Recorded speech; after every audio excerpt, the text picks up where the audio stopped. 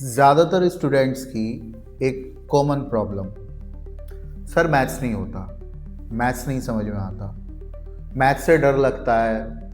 मतलब क्वेश्चन करने बैठते हैं, एक सवाल हो गया दूसरा नहीं हुआ तो अपना होपलेस हो जाते हैं और सवाल छोड़कर बाद में देखेंगे उड़ जाते हैं। तो ज़्यादातर बच्चों की ये प्रॉब्लम है। लेकिन बच्चों, क्या कभी आपने सोचा है कि क्यों ऐसा होता है कि आप मैथ्स नहीं कर पा रहे हैं, किस वजह से? और बच्चे हैं काफ़ी सारे ऐसे जो मैथमेटिक्स को कर पाते हैं लेकिन आपको प्रॉब्लम हो रही है।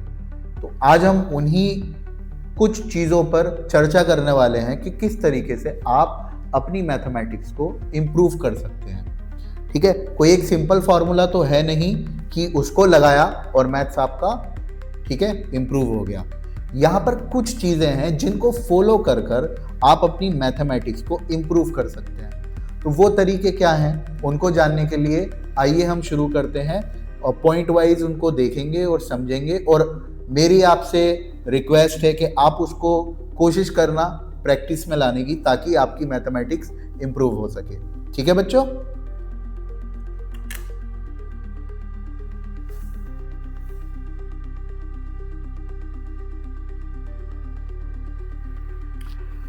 पहली चीज़ जो आपको करनी है बच्चों, वो क्या होती है कि आपको 4 चीज़ें अपनी बहुत स्ट्रॉन्ग करनी है। Addition, subtraction, multiplication and division, ये आपकी टिप्स पर होने चाहिए। ठीक है, आपका एडिशन,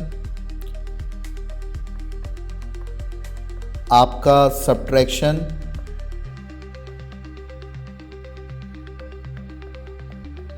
मल्टीप्लिकेशन और डिवीज़न।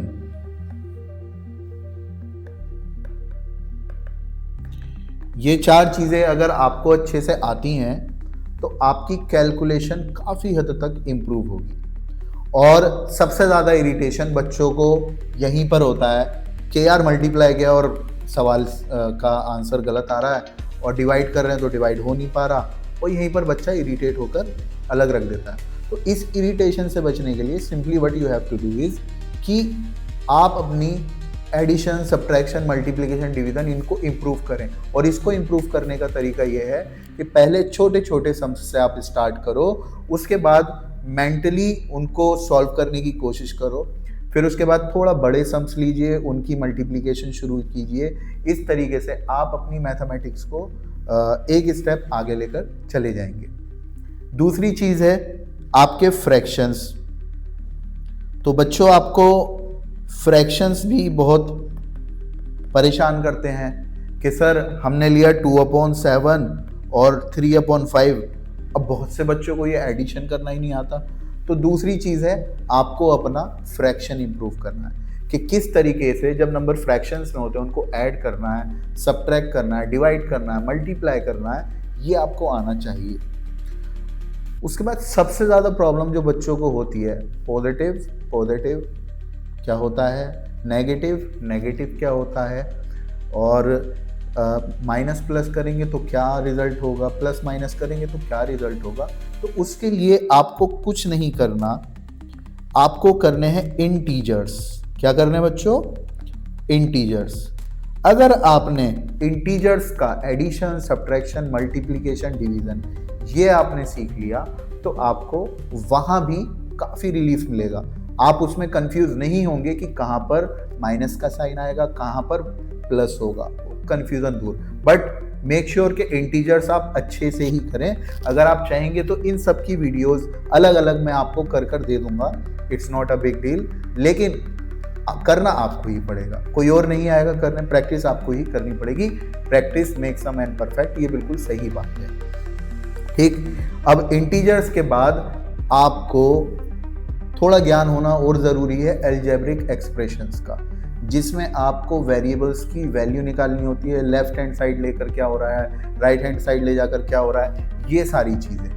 तो यकीन मानिए अगर आपने ये सारी चीज़ों को सॉल्व कर लिया, इट मीन्स अगर आपने इन चीज़ों को अच्छे से समझ लिया तो आपकी मैथमेटिक्स आपको आसान लगने लगेगी। इसके अलावा आपको टेबल्स याद होने चाहिए।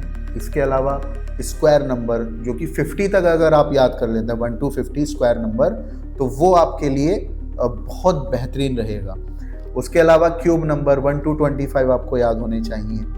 मल्टीप्लिकेशन के जो हैक होती हैं, छोटी छोटी सी छोटे छोटे नंबर्स को किस तरीके से डिवाइड करते हैं, वो अगर आपके टेबल्स स्ट्रॉन्ग होंगे तभी आप कर पाएंगे। तो कम से कम 2 से लेकर 25 तक के टेबल्स भी आप याद करिए। ठीक है, अगर आप चाहते हैं कि ये छोटी छोटी वीडियोस मैं आपको दूं तो प्लीज़ कमेंट कर आप मुझे बता सकते हैं। एंड अगर वीडियो अच्छा लगे तो अपने दोस्तों के साथ शेयर कीजिए। Thank you very much.